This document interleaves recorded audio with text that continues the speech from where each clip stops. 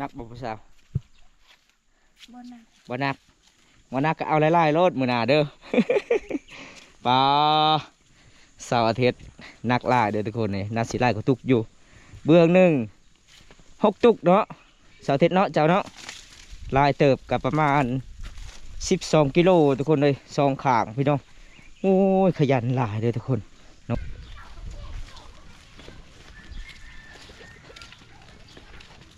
ไปสิเมื่อเพื่อนเลยเนาะเสาร์อาทิตย์เนาะเมื่อเลยวะบ๊ายบายซีนะบ๊ายบายบ๊ายบายอ่ะเดินทางปลอดภัยอันนี้ก็คือเป็นเส้นทางเข้าบ้านเสาร์อาทิตย์แดนนี่จะเป็นบ้านเสาสุขทุกคนเห็นบอกพี่น้องเพื่อเขาจะดำรงชีวิตกับไม่เรื่องง่ายๆด้วยทุกคนเลยไปตักน้ำกิน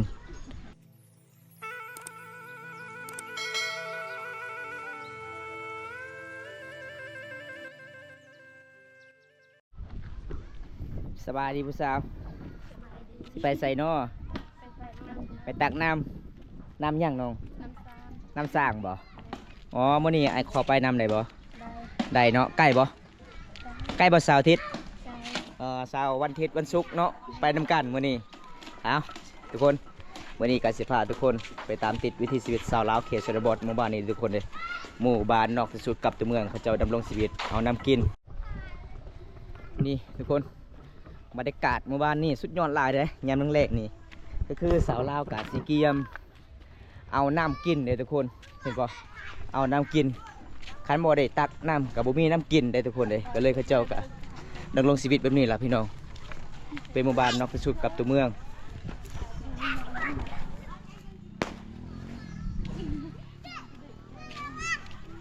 โอ้หมู่บ้านน้องนี่บุมีน้ำมาดานบ่บุมีอยู่บ่ไม่ยังคือบ่ตักน้ำมาดานมากินบ่ได้อ๋อบ่แซ่บเนาะก็เลยเคยกินน้ำซางน้ำออกจากธรรมศาสตร์จากก้อนหินนะทุกคนเดี๋ยววันนี้ก็สิพาทุกคนนะครับชมน้ำกันเลยสุดท้ายให้FCนะครับชมน้องๆไปเอาน้ำยูใส่คลิปนี้กับบริตัดต่อเลยทุกคนเลยโอ้บรรยากาศสุดยอดหลายเดี๋ยวพี่น้องหมู่บ้านนี้ได้อุดมสมบูรณ์อยู่พี่น้องอยู่ตามป่าตามดง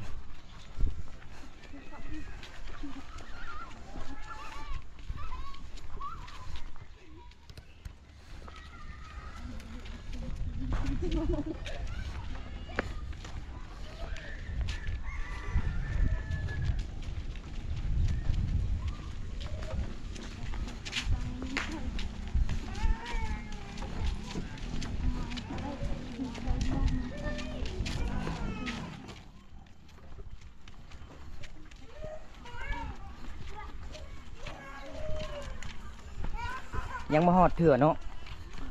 ยังไก่อยู่เลยทุกคนเลยอันนี้คือหมู่บ้านเขาเจ้ากะตั้งติดกับตามป่ากันนี่พี่น้องหมู่บ้านนี่เลยเป็นหมู่บ้านกว้างที่สุดเลยเพราะว่าเขาเจ้าตั้งบ้านก็คือตามแคมเซลน้องอันนี้เป็นขั้นตอนเขาเจ้ากะสีเห็ดหูบตามซีนในเขตชนบทชุมพรบรูบ้านเฮาได้พี่น้องเลยเห็นบ่เดี๋ยวเฮาก็สิพาทุกคนไปรับชมวิถีชีวิตชาวลาวไปตักน้ำพุ่นละพี่น้องโอ้เส้นทางโคตรไกลเลยทุกคน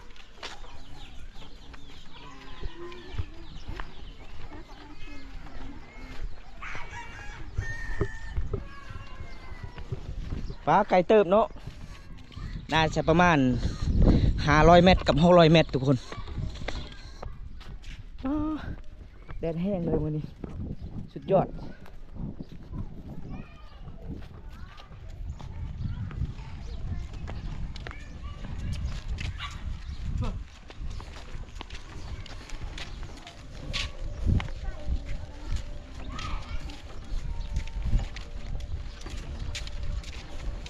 โอ้หมู่บ้านนี้กว้างที่สุดเลยพี่น้องเพราะว่าบ้านตากะเดินทางกะโดนๆทีนึง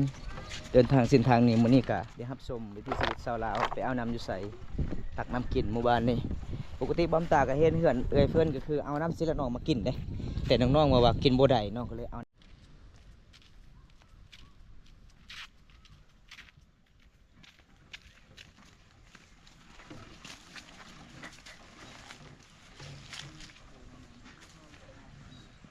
ไก่เติบเนาะเมื่อยบ่เมื่อยก็อ่อนเอาเด้เขาว่าหักก็อยู่เฮือนใด เป็นสาวโสดตลอดชีวิตนี่ล่ะพี่น้องตอนเป็นสาวโสดดำรงชีวิต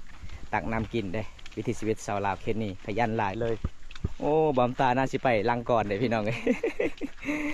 มื้อนี้ก็อัปเดตให้ FC นะครับชมพี่น้องวิถีชีวิตสาวลาวตอนเป็นชาวโสดชนบทลาวเด้ก็คือแบบนี้แหละทุกคนเลยดำรงชีวิตเห็นบ่มันก็ขยันหลายเด้พี่น้องป้าสาวอาทิตย์หลายแท้ตุกเจ้าเนาะมีตุกขาวตุกเขียวส่วนสาวสุกมีแต่ตุกขาว โอ้บ่แม่นง่ายพี่น้องเพื่อสิได้นำกินเนี่ยมันไกลอีหลีทุกคนเลยเพื่อสิฮอดหมู่บ้านก็คือเฮือแตกเฮือแตนพี่น้องน้ำนี่บ่น้ำห้วยน้อยๆดิบ่เอาตัวนี้ก็ฮอดน้ำเลยพี่น้องเลยฮอดน้ำบ่อน้องไปเอาแล้ว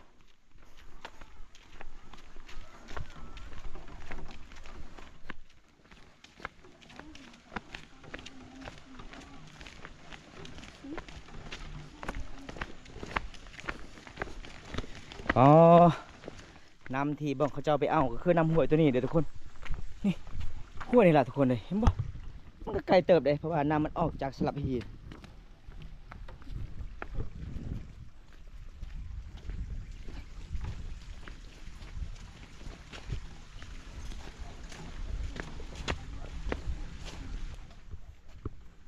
เพราะยังมาหอดบ่โอ้ไกลเติบเลยพี่น้องโอ้มันเป็นเรื่องง่ายๆเลยทุกคนเลย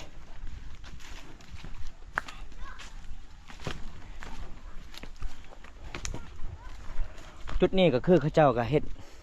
ปลูกมันสำปะหลังหลายเลยทุกคนจุดนี้เลย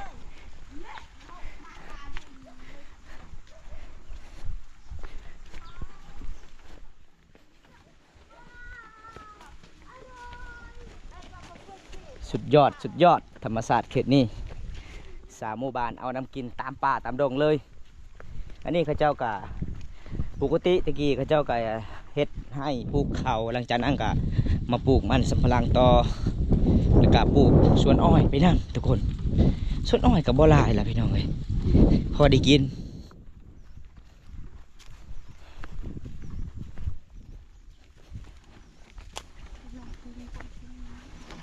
ยังจะแบบปมพุงนะฮะก็ยังปมพุง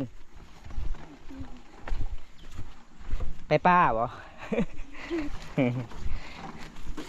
โอ้ส่วนอ้อยนี่ลายเลยเนาะ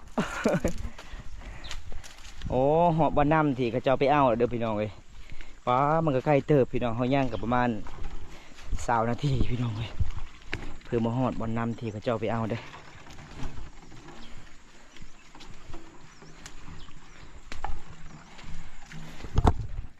โอ้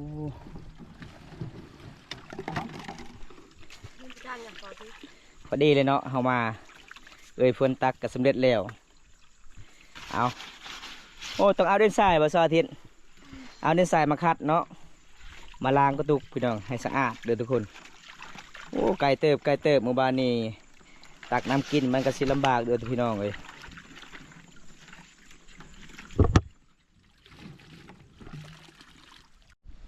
นำใส่เลยเนาะซออาทิตย์เนาะ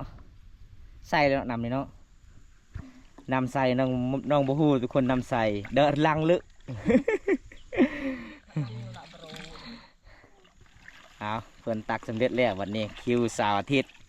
สวนสาวสุขเข้าป่าแล้วทุกคนเลยบ่มีห้องน้ำเมื่อวานนี้ได้ทำเวลาอยากเข้าป่าก็คือต้องไปนำโลดพี่น้องอยากเห็นห้องน้ำอยู่ป่า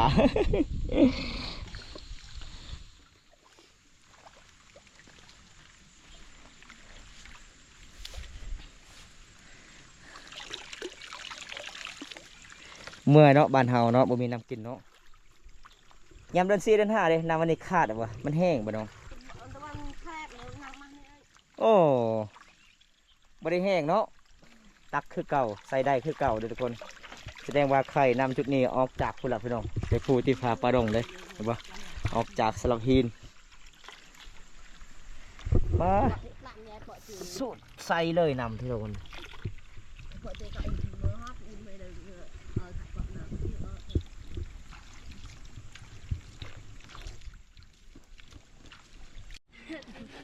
ได้สุกๆถ่ายจากโป3 โปอ่ะ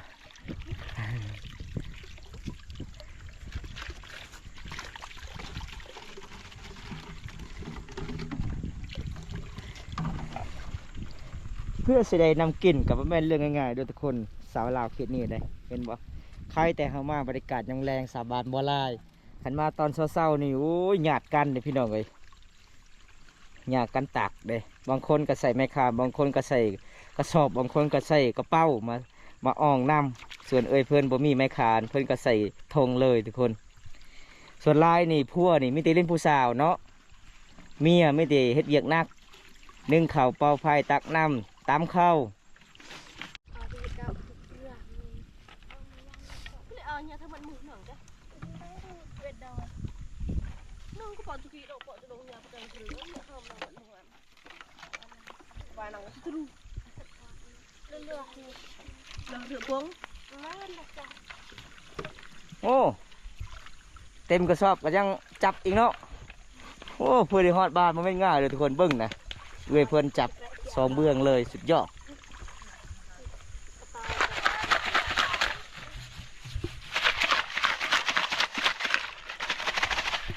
สาวสุกนี่มักเขย่านะสาวสุกเนาะเจ้าเนาะ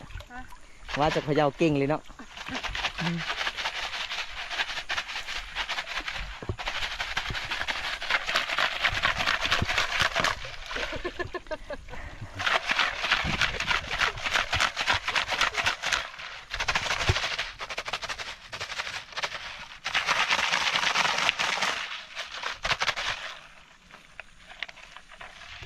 เจ้าคือเอาสไลด์มาล้างกันเจ้าจากล้างทางในจะเอามีดมาปาด ตัดโลดกระตุกนี่สะอาดหลังจากน้ำใส่น้ำเจ้าก็ยิบต่อบัดนี้เอาเล็กลวดมายิบ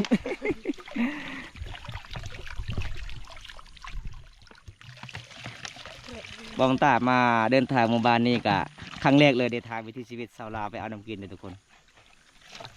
มีที่จุดเดียวทางสามหมู่บ้านเลย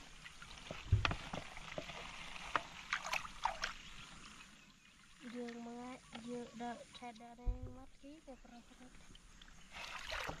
chạy đợt lọt đi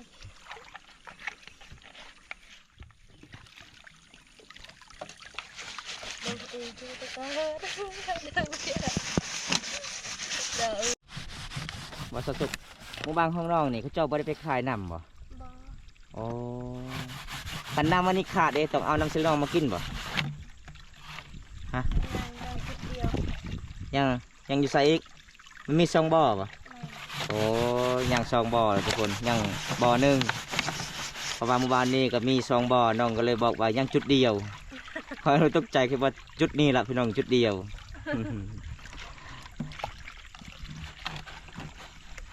อ๋อเวลาล้างกระตุกก็เอาดินทรายเนาะมาขัดเนาะ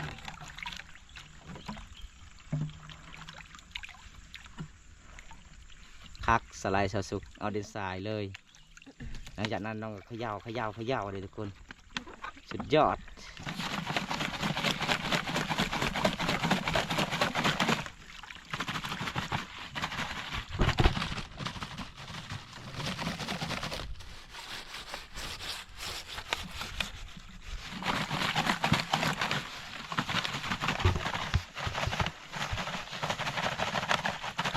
ถ้าผู้ใดอยากมีสาวลาวคลิปนี้บอกเลยพี่น้องบอกผิดหวังแน่นอนขยันเลยทุกคนขยันหลายเลยทุกคนเขาเจ้ามาเอาน้ำกินแล้วก็เอาน้ำมาตักมือเหือนมือสานน้ำจุดนี้ก็คือสาวหมู่บ้านก็อาบบ่ได้เลยเขาเจ้าบ่ให้อาบทุกคนมีแต่ไปเอาน้ำกินถ้าอาบก็คืออาบน้ำห้วยน้อยๆนี่แหละพี่น้องขันมาเขตนี้หลังจากนั้นก็คืออาบน้ำศิลาหนองเลยหมู่บ้านนี้มันมีน้ำศิลาหนองใหญ่กว้างสุดยอดธรรมศาสตร์แต่น้ำสางน้ำกินนี่น่าสิหยาบทุกคนเลยน่าสิบ่มีพี่น้องมันหยาบ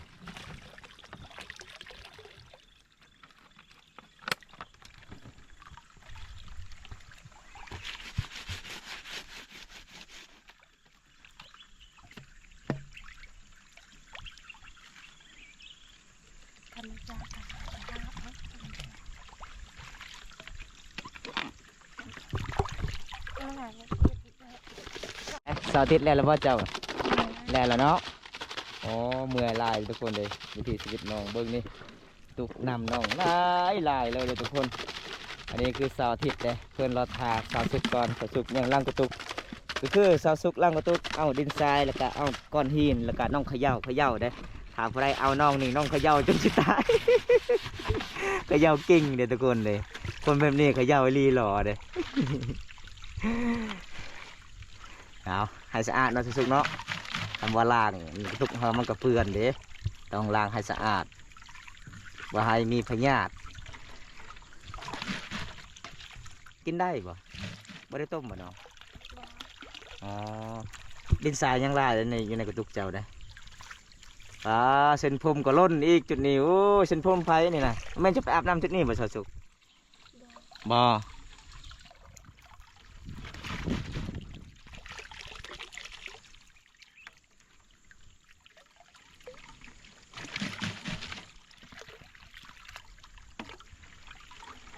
นี่ก็เป็นตุ๊กตาเยอะกันชาตินี่เป็นชาติดูเวียดดาปาตรงมันนู่นก็ตุ๊กตา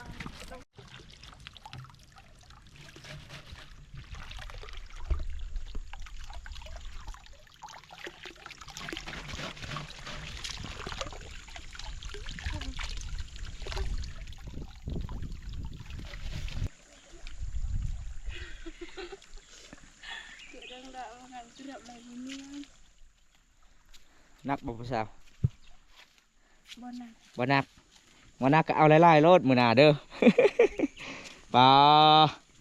เสาร์อาทิตย์นักล่าเด้อทุกคนนี่นักสิไล่ก็ตุกอยู่เบื้องหนึ่ง6 ตุกเนาะเสาร์อาทิตย์เนาะเจ้าเนาะ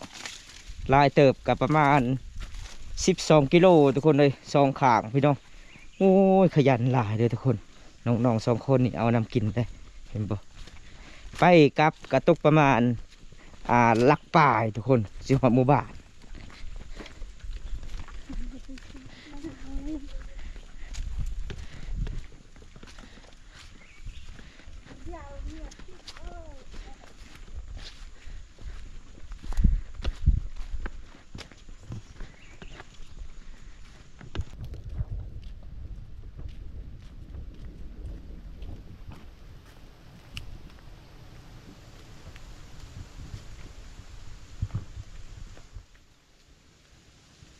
เอาทุกคนตอนนี้น้องๆกับเขาหมู่บ้านไอเด้อทุกคนเลยเพื่อสิหอดหมู่บ้านกับมันเป็นเรื่องง่ายได้มันก็ใกล้เติบพี่น้องประมาณลักกว่าๆทุกคนเห็นบ่สาวลาวเขตนี้พี่น้องบริการยังแรงเพราะว่าช่วงนี้ก็ใกล้สิหอดหน้าหนาวได้ส่วนไร่ช่วงนี้ก็คืออากาศหนาวแห้งหมู่บ้านนี้เต็มวันนี้ก็เริ่มหอนอิลีรอเลยพี่น้องเลยน้องๆตักน้ำหาแบบนี้เลยพี่น้องบ่มีรถสิไปตักเด้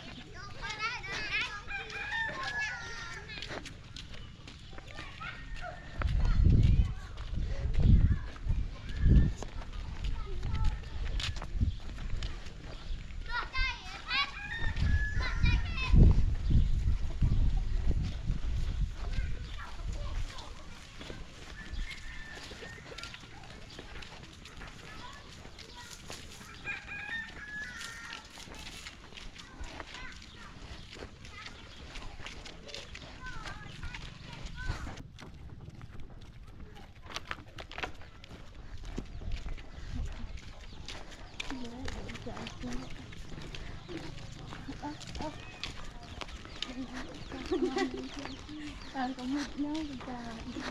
มันจะกล้าเลยจะกล้าเลย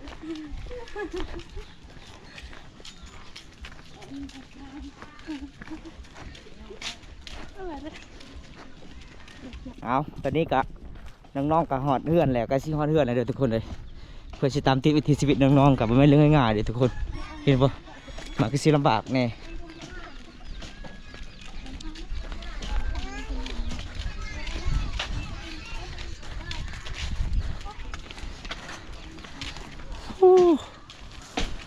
ประมาณ2 หลักแล้วทุกคนกลับไปกลับมาเลยทุกคนเลยวางตาตั้งเวลาประมาณ2 หลัก